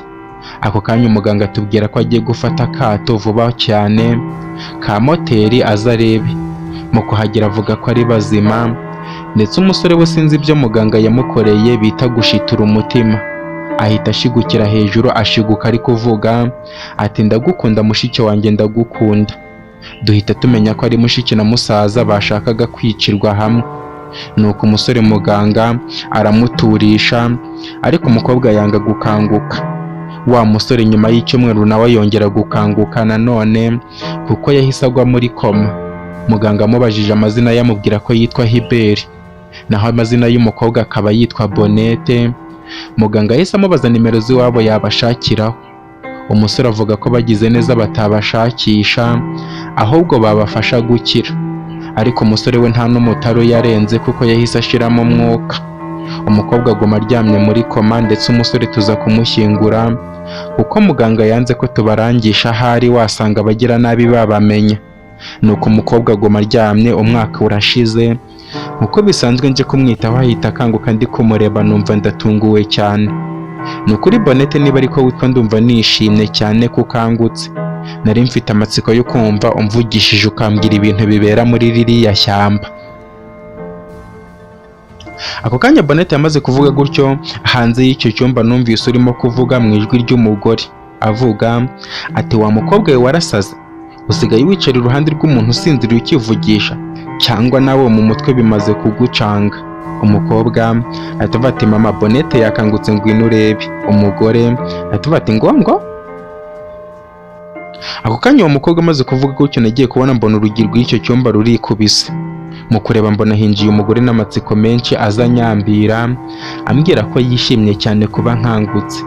Mbura icyo navuga kuko nari maze kumenya ko burya ibyo nari nzi ko ari inzozi atari inzozi, ahubwo ibyo nashakaga ko biba inzozi byari ibyifuzo. Nuko amarira mu buryo ntaza ntanga ku maso, ndarira biba ngombwa ko bampoza. Mbabazwa cyane n'ukuntu burya mfite umubyeyi w'inyamaswa. Hiberi yakundaga kunshira mu marenga ariko simbyumve. Nuko bambwira ko nishimiwe muri uwo muryango. Mu kumbaza amakuru mbura icyo mbabwira, nibaza niba nababwira ko ndi umwana wa Minisitiri w'Intebe Alex. Bose bazi nkumva icyo ni igisebo naba nishyizeho, ndetse mpita numva ubwo buri gihe kiriya kiyaga cya Tirida nari nzi ko mu mateka, kuko nari ntarakigeraho igihe habonetse imirambo ari abantu papa wanjye aba yarishe. Mpita ndahirira mu mutima mvuga ko Alex atazongera na rimwe kuba papa wanjye, ko igikurikiyeho ari ukujya gushaka mama wanjye nkamubwira byose uko bimeze. Ubwo muri urwo rugo nahamaze ibyumweru 2. Narababeshye iwacu kugira ngo bumve ari ahantu hasanzwe. Umukobwa waho antoza kongera gukoresha umubiri twibera inshuti magara, ariko ababazwa cyane no kumva burya mbabwiye ko nshaka gusubira iwacu. Banyinginga bambwira ko niba ntahaguma, ariko mbabwira ko iwacu bahangayitse kandi nta na telefone bagira ngo mbahamagare, bityo ibyiza ni ukujya kubareba. Nuko banshakira ubwato bumvana muri Tirida, bungeza ku yindi nkombe yo hakurya, kugeza ubwo naje kwisanga muri Kenti nje mu kimodoka gitwara imizigo, kuko nubwo ari abarobyi nta mafaranga bagiraga ngo barampa nifashishe. Ngeze muri Kent ngira ubwoba bw'ukuntu nasubira iwacu, nibwira ko papa ashobora kuba azi ko napfuye, cyangwa se nanone nkaba namutamaza igihe kitaragera, kandi nshaka kumenya amakuru y'ibye byose ngo nzahorere mama wanjye neza kandi nishimye. Nigira inama yo kujya ku munyeshuri w'inshuti yanjye magara nagiraga, nsanga geto yabagamo yarimutse. Ikirenze n'ibyo, n'abanyeshuri twiganaga mu wa gatatu bose bararangije amashuri yabo, mu gihe njye nari nkiri iyo muri tirita. Mu kujya kuri banki ngo ndebe ko mfite amafaranga, nsanga kuri konti yanjye yose nta n'amafaranga ariho. Ubuzima numva nta kintu bukimariye, mpitamo kwibera mu mujyi nshaka uko mbaho byibura kugira ngo nereke papa ko aramutse adahari nabaho. Ariko bibanza kungora cyane kuko ku buryo bushoboka ibyo nitaga ko ari ibyoroshye ntangira kubyumva inzara imfashe, nzenguruka mu mujyi wose nkabura ungaburira. Nkumva najya mu rugo ariko nakwibuka urupfu Hiberi musaza wanjye nanakunze yapfuye, nkumva sinahahinguka. Nubwo nari mpangayikishijwe n'uburyo mama wanjye abayeho muri icyo gihe, nibwo naje kwegera hano muri kampani nibwira ko ndabona nk'umugore uri kwinjiramo cyangwa uri gusohoka. Aribwo nabonye ari gusohoka agashaka kwambuka umuhanda, nkabona imodoka yawe ishaka kwinjira muri kampani. Kuko atari ubwa mbere duhuye, kubera ko ukimara gufata kampani yanyu nakundaga guhura nawe. Nashakaga no kugusaba ubufasha basi ngo ungaburire ariko simbashe kujya iwacu, ariko nakwibuka ko uziranye na perezida nkumva ko uzahita ushobora kuba uziranye na papa wanjye wenda ukamenya. Ariko ngerageza kwiruka uhita umfata, ariko ntakubeshye Chairman, ntago nari ngamije kwiba, kuko niyo nza gusangamo amafaranga nari gukora mutwe kurya gusa ubundi nkamusubiza. Bonete yambwiye gutya ari no kwikora kunda, mpita mbona ko nakoze ikosa, ariko nanone sinaryishinja kuko ntago nari mbizi mbere ko ari inzara yamwishe. Mbere yo kugira ikindi mubwira mbanza kujya kumugurira ibiryo muri resitora ararya. Arangije kurya nyinginga ambwira ngo simbibwire papa we, maze mpita mubwira nti Bonete, ndakumva wanyuze mu buzima bukomeye cyane, ariko njye nkoresheje inyurabwenge ndumva yatari umwanzuro mwiza wafata nk'umukobwa w'icyerekezo. Bonete ahita avuga ati wowe urabivuga ntago ubizi, ubu se papa wanjye ko ari inyamaswa koko ubu wabana nawe? Ndamusubiza nti none se kuri guhunga papa wawe kandi wambwiye ko mama wawe umukunda, urumva nagira ikibazo azatabarwa nande? Kandi ari wowe muntu wenyine yari afite wo kumurengera. Nabwiye Bonete gutya areba hasi abura icyo avuga, bigaragara ko nawe yabitekerejeho. Bonete mpita mubwira ibibi byo kuba ku muhanda hatari mu rugo, mwibutsa ko niba yarabyumvise nanjye narahabaye, ariko njye nta mahitamo nari mfite, nta naho kujya nagiraga. Bityo ku mwana w'umukobwa nifuriza ibyiza ntago nabimwifuriza, kandi afite ahazaza kandi agomba no gukomeza gutegura amasomo ye. Bonete ahita avuga ati ibyo uri kumbwira ndabyumva cyane, ariko se nanone kuri kumbwira gutyo njye mu rugo mbwire papa ngo ndazutse, ntago napfuye, ari we wahinjira gute? Ikirenze n'ibyo noneho nasize mama wanjye adahari, bivuze ko iki gihe gishize mama yarambuze, niba atarasaze noneho yagiye agendeye ko. Mbwira ikintu nakora basi nsubira iwacu nzi ko hari ibyo bibazo byose. Bonete yambwiye gutyo numva nkubise ingingo, nanjye ubwanjye ntabasha kwikuramo, ariko nanone aho kumugira inama yo kujya ku muhanda, nari kumugira iyo kujya mu rugo, kuko ku ruhande rwanjye nta kintu nari kumufasha, cyane ko bari kuzibaza ku kuntu mbana n'umwana wa minisitiri w'intebe muri kampani kandi afite iwabo, ugasanga bari kunshyiraho ibyaha. Bonete mubwira ko ajya iwabo aganirize papa we nta kintu azamutwara, ariko ajya mvugisha ambwira ukuntu bimeze kugira ngo mbone uko mugira inama, cyangwa se nihagira ikibazo kiba nzamutabarire hafi. Bonete yaranshimiye ubundi ambwira ko agiye kujya iwabo, akabanza akanakurikira amakuru ahari, kuko njye nari maze kumubwira ko nta kintu kigeze kivugwa ku muryango we muri rusange. Byumvikane ko kuba minisitiri w'intebe ari we wiyiciye umwana atari kubitangaza. Naho kuri mama we hakaba hari amahitamo abiri, ko mama we ari mu rugo cyangwa se akaba adahari, nabyo minisitiri akabigira ibanga. Ndimo kuganira na Bonete nibajije ku basirikare ba mu ishyamba rya Domeya yari yarambwiye, sinabitindaho ubundi mfata amafaranga nyahereza Bonete, musaba kujya iwabo kuko njye bitakunda ko tujyana. Bonete aranshimira ambwira ko ndi umuntu mwiza, kuko iyo mujyana muri polisi hari n'igihe papa we yari gutuma aheramo. Mubwira ko abantu tubereyeho gufashanya, ubundi musaba gutega akagenda. Ako kanya moto yageze bwa mbere kuri resitora niyo namutegeye. Bonete abwira motari aho amugeza, ubundi nanjye ninjira mu modoka. Nyuma yo kwishyura ibyo Bonete yari yariye, ngenda ngana muri kampani. Mu kwinjira munjyana imodoka muri parikingi, ubundi mvamo mfata igikapu cya Hyacinthe, ubundi ngana ku nyubako yari atuyemo. Hyacinthe azafungurira, ambonye arikanga habura gato ngo agerekeho urugi nanone, ariko ahita ampa karibu ndinjira.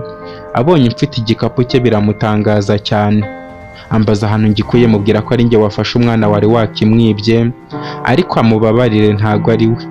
Hyacinthe ambwira ko ubwo ndi ku ruhande rw'uwo mwana bityo atamucira urubanza. Hyacinthe ahita ambwira ko rwose nje kumureba nkeneye cyane. Mubaza ikintu gituma buri gihe ambwira ko ankeneye, nuko ahita yitsa umutima maze arambwira ati chairman, bura ntakubeshya hari ibintu byambayeho nshaka kungiraho inama, kubera kuko ubu ndeba uko mfite umuhungu w'umusore. Ariko ako kanya Hyacinthe akiri kumbwira telefone yanjye yahise isona.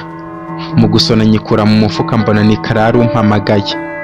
Karara ngiye kumubaza amakuru ambwira ko bibaye amahire, kuko yaragiye mu biro byanjye agasanga telefone iri gusona akayitaba, akumva ni umuntu w'umukobwa urimo gutabaza ngo bamutabare.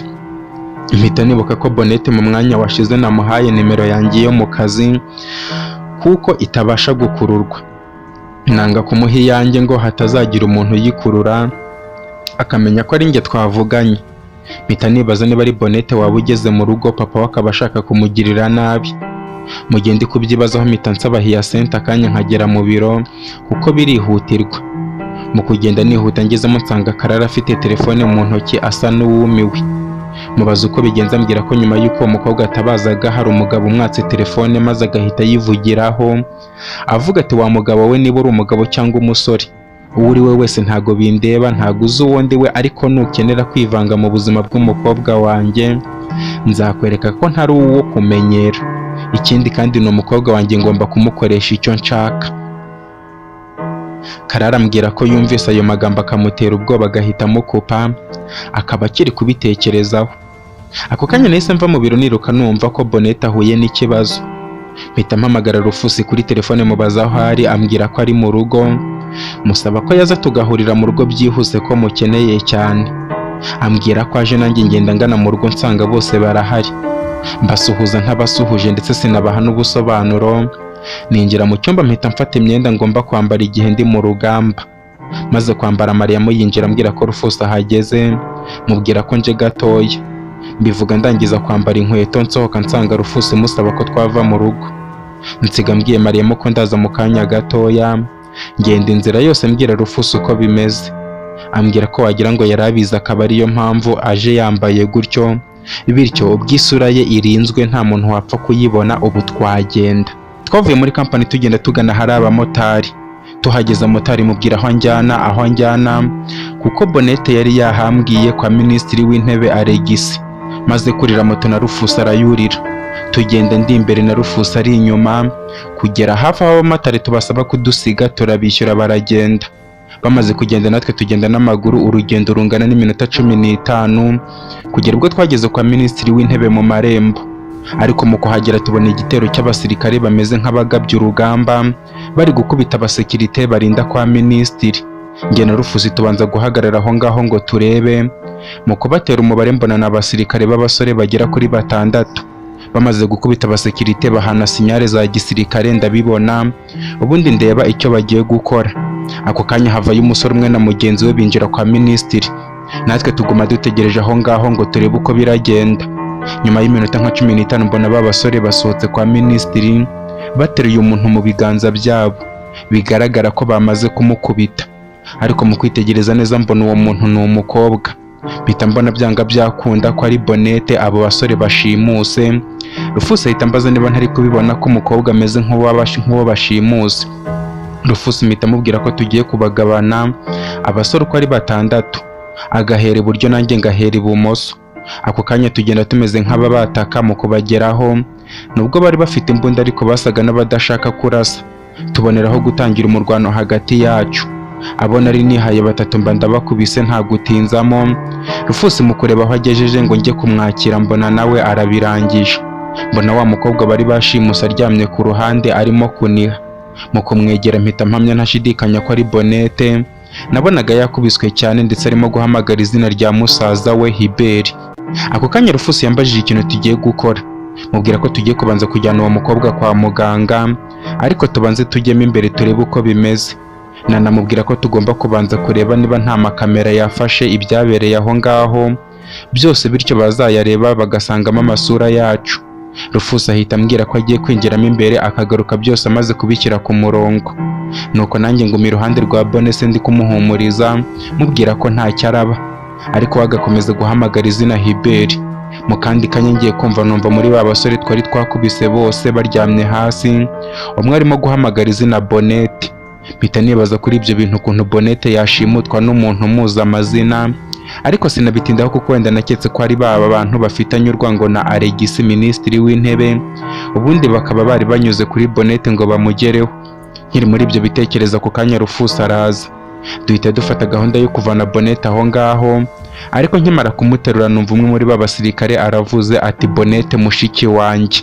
Bonete ahita avuga ati Hiberi musaza wanjye. Ako kanya nahise ndambika Bonete hasi maze ndamukikira mubaza niba yabasha kuvuga.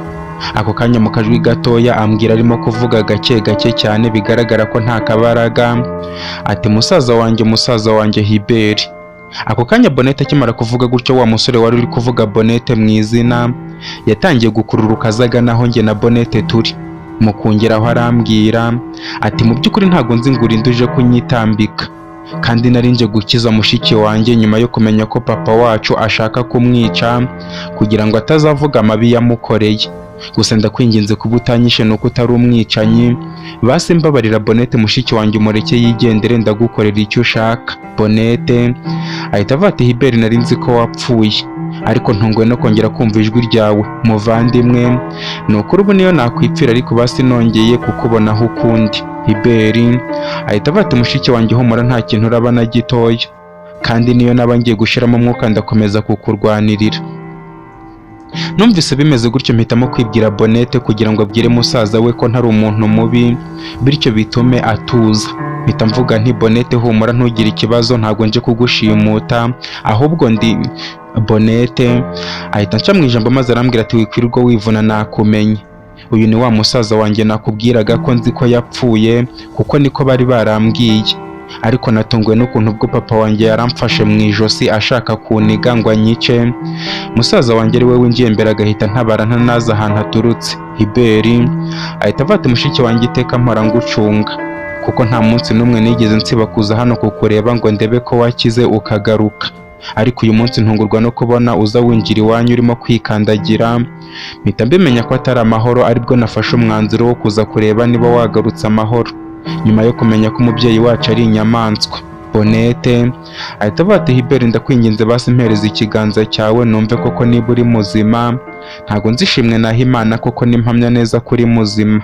Mpita mvuga nti umva ubwo bimeze gutyo ni amahoro, ngaho rero mureke tubajyane kwa muganga, nimumara kumera neza turabareka muganire. Hiberi ahita avuga ati oya ntimutujyane kwa muganga kuko bashobora guhita bamenya ko tutari abasirikare, mutureke njye n'abasore banjye twigendere. Rufusi yahise avuga ati Chairman ntago twabareka gutya kandi bafite ibikomere, kandi aba basore nitwe twabibateye, bityo reka dushaka uko twabajyana kwa muganga basi babiteho.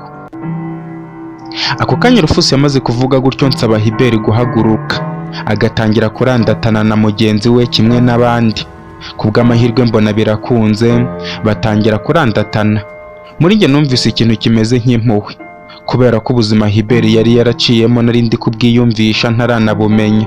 Gusa byagaragaraga ko yababaye cyane kugeza no ku rwego rwo kuba yakwigira umusirikare kugira ngo abashe kumenya amakuru ya mushiki we Bonete.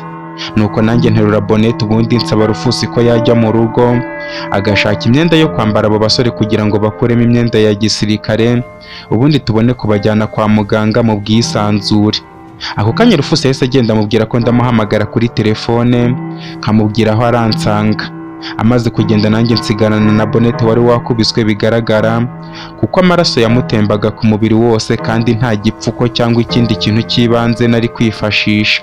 Mbasaba kwihangana ubundi tukagenda dutsindagira, nabwo tukabikora twihuta kugira ngo Minisitiri w'Intebe ataza guhuruza, kuko Rufusi yari yambwiye ko bamusize ari intere mu nzu, bityo abantu be bataza bagasanga tukiri aho ngaho. Ako kanya twafashe urugendo ariko twirinda guca mu mihanda migari, ahubwo tujya duca hagati y'amazu atuwe, kugeza ubwo twabonye aho kwihisha ubundi tugategereza ko Rufusi aza. Nyuma y'iminota 20 Rufusi yampamagaye ambaza niba nkiri amahoro. Mubwira ko ndi amahoro kandi ndi kumwe na Bonete, ambwira ko ahuye n'umukwabo wa gisirikare n'abapolisi bari gushakisha abantu, bigaragara ko byanga byakunda Minisitiri w'Intebe yamaze guhuruza. Murangira aho dusanga ubundi nyuma y'iminota 10 yari ahageze.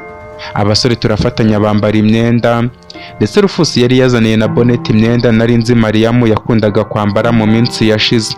Nuko bamaze kwambara tugana mu muhanda hari moto turazitega. Tubasaba ko batugeza mu mujyi hagati ariko si twababwira aho tugiye kuko nari maze kumenya ko Alegisi arimo gushakisha, bityo abamotari bashobora kutuvuga. Bamaze kutugeza mu mujyi hagati natwe twiha gahunda yo kugenda n'amaguru kugeza ubwo twaje kugera ku bitaro bikuru by'umujyi wa Kent, ubundi tukinjiramo abaganga bakatwakira. Buri wese bamaze kumufata bamujyana aho bamwitiraho, ndetse babasore na Hiberi bo nyuma y'iminota mike bari bamaze kubitaho basohoka mu byumba bari barimo, ahubwo Bonete niwe abaganga bavuze ko yahise agwa igihumure, ubundi natwe dutegereza ko akanguka. Tuba twicaye ku ntebe abategerereza aho bicaraho, njye na Hiberi na Rufusi twicara aho ngaho, ariko Hiberi ari kwitsa umutima buri kanya. Mu kanya gato y'aba basore basezera kuri Hiberi bamubwira ko batashye, abasezeraho ababwira kwirinda. Nuko bamaze kugenda natwe dukomeza gutegereza aho ngaho ngo twumve niba muganga hari ikintu aratubwira.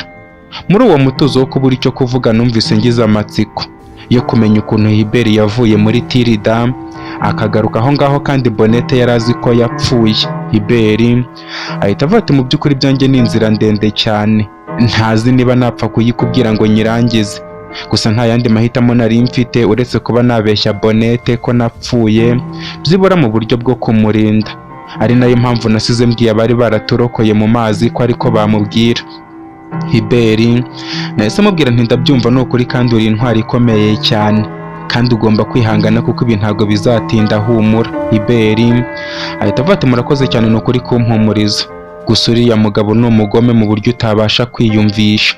Rufusi yahise amubwira ati none se tubwira ubundi muri iryo shyamba bari babajyanyemo ni ahantu batuye, ni igisirikare cyangwa bimeze gite? Hiberi yahise avuga ati ubundi bakimara kudufata njye na Bonete bagiye bari kudukubita, biza kugera naho ngira ngo Bonete yapfuye kubera ibintu bamukubise akagwa igihumure. Mu kutujyana tubona binjiye ishyamba rya Domiya, ariko tumaze kugenda nk'iminota 40 tubona dutangiye kunyura ku basirikari bafite imbunda kandi bambaye n'imyenda ya gisirikare y'igihugu cyacu. Ibyo sinabitindaho kuko mu makuru nari mfite nuko Minisitiri w'Intebe yari afite ingabo z'ibanga ashaka kuzifashisha arwanya ubutegetsi buriho, ngo kuko bafatanije gufatana igihugu ariko ngo umuyobozi wabo yikubiye ibintu byose na bagenzi babo arabica. Bitamenya neza ko izo ngabo zaho ari aho ngaho zikorera imyitozo, ndetse mbihamya ngezemo imbere nkumva amasasu menshi hanze arimo kuvuga, ariko icyumba bari bankizemo nyuma y'iminota mike nibwo Alegisi ntajya ntinyuka kwita papa wanjye yaje aho narindi, maze arandeba aranyegera nyicara iruhande, maze arambwira ati musore mutoya, ntago nabura kukubwira ko mbabaje cyane kubera ko aha hantu wisanze iyo buri muntu wese utahagenewe wahageze ibyo biba bigiye kumurangiriraho, bityo hano kuba uhazi bivuze ko nta mutekano waho ntuhari kuko ushobora kujya kuvuga ibyo wahaboneye ugasanga bitugezeho ikibazo. Ndamusubiza nti muri make aha niho ingabo zawe ushaka kuzakoresha ushaka kurwanya igihugu cyacu zituye. Alegisi ahita avuga ati ibyo se wabikuye he? Aho Imana yanjye, ibyo nabyo byari biri mu bintu zo mu mabanga yanjye ukaba wari ukiriho? Ndamusubiza nti none se kutajya ugira ibanga urumva nari kugutwara mu modoka koko nkabura kubyumva? Alegisi ahita avuga turakoze cyane kumpa impamvu ifatika cyane yo kuguhanagura ku ikarita y'iyi si, ni ukuri nta n'ikindi kintu tuvuganye urabeho musore muto, gusa ntago nabura kuvuga ko nigeze kukugirira ibyiyumviro nkagukunda. Ndamusubiza nti mu by'ukuri ibyo utekereza byose ntago aba ariko bimeze, kuko nta burenganzira ufite ku buzima bwanjye, kuko niyo wankorera iki igihe kitaragera ntago wankura ku isi, bityo nakubwira iki kandi nta n'ubwoba binteye icyo wakora cyose. Ako kanya minisitiri w'intebe yahise asohoka asiga adafunze umuryango. Hashize akanya mbona hingiye igitero cy'insoresore z'abasirikare be, nta n'ikintu bambwiye batangira kunkubitagura, bambyiniraho barampondagura ndanoga neza kugeza ubwo umwuka wabuze nkagwa igihumure, nkongera gukanguka numva bari kumbyutsa ngo mpaguruke ngende, ariko nagerageza guhaguruka nkumva nta n'akabaraga no kuvuga, bagahita bampagurutsa bakanjyana ahantu ntazi. Ariko nyuma y'iminota nk'itanu nza kubona bangejeje ahantu hari imanga. Kureba ku ruhande mbabazwa no kubona mushiki wanjye Bonete bakimufite, ariko minisitiri w'intebe papa we ahita bategeka kumurekura ngo arebe ibyo bagiye kunkorera. Narebye imbere yanjye mbona imanga y'umusozi, hakurya nta kindi kintu ubona uretse isumo ry'amazi gusa, waterfall. Mpita ntangira kuvugira isengesho mu mutima ntakambira Imana ngo icyo gikombe kindenze, ariko isengesho ryanjye ntararirangiza bahita bansunikira muri ya manga. Mu kugenda numva ndi mu kirere ibyanjye biri kumvamo, mbasha kubumbura umunwa wanjye mvuga n'ijwi rirenga cyane, numva nakoze uko nshoboye mvuga nti ndagukunda mushiki wanjye, ndagukunda. Nyuma y'ibyo ntago namenye ibyambayeho, nongeye gukanguka mbona ndyamye ahantu heza cyane. Iruhande rwanjye hahagaze abagabo babiri, umwe ari mu itaburiya y'abaganga ndetse n'umugore bigaragara ko akuzemo gatoya n'umwana w'umukobwa.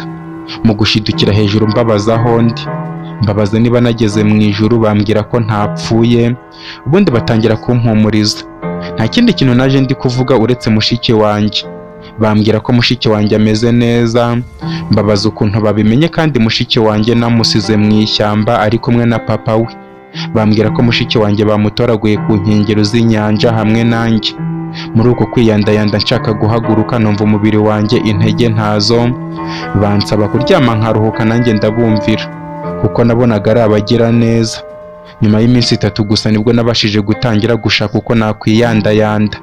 Nza guhaguruka ku gitanda nari ndyamyeho, wa mwana w'umukobwa arantsindagiza, ubundi ngeza mu cyumba bambwiraga ko mushiki wanjye Bonete aryamyemo, ariko ntarabyemera. Mu kuhagera numva agahinda karanyishe, kuko Bonete yarapfutse ahantu hose nk'uko nanjye byari bimeze, ariko we afite n'ibisinga bimuha umwuka mu kanwa n'imiti. Ubundi mbabaza uko byagenze, bambwira ko badusanze ku nkengero bakatuzana bakatwitaho gusa. Aho mpamara indi minsi 4 maze ubundi mbabwira ko nshaka kugenda, ariko mbasaba mbinginga ko bazabwira Bonete ko napfuye igihe azakangukira. Bambaza impamvu mbabwiza ukuri ukuntu ibintu byose bimeze, ariko nirinda kuvuga amazina ya nyayo kuko ntago nashakaga kuvugamo minisitiri w'intebe. Mbabwira ko hari abandi bagabo. Bamaze kubyumva bumva mfite impamvu nziza yo kurinda Bonete, banshakira ubwato ubundi bungeza ku nkombe yo hakurya ya Tirida, nshaka uko ngera inaha muri Kenti niyitaho mbana na mukecuru wanjye na mushiki wanjye, kugeza ubwo nakize neza ngatangira gucungira hafi minisitiri ngo ndebe ko Bonete yaba yaragarutse. Umunsi umwe rero navuye mu rugo mbwiye umukecuru na mushiki wanjye ko ngiye kuba ndi gutembera mu mujyi, ariko nta kindi kintu cyari kinjyanye uretse kuneka Regisi. Mu kugera hakurya y'igipangu cyabo mu masaha ya nijoro, mbona imodoka ya ba Lewis iri kwinjira muri icyo gipangu cyabo. Mpita nibwira ko ari umugore wa chairman wa ba Lewis uje kumusura, ariko mbona bitaba bisanzwe kuko izindi nshuro zose Sorina ntago bigeraga bahurira mu rugo. Mbona ko hashobora kuba harimo ikibazo. Mpita ntera agatima kuri mama wa Bonete, nanjye ndagendanurira igipangu inyuma aho seneri zabo zitabasha kuvuga. Mu kuhagera numva umutima umvuyemo neza kubera ibyo nari mbonye. Nyuma yo kubona umugore wa chairman wa ba Lewis arimo kwinjiza umurambo wa mama wa Bonete mu modoka yari yajemo.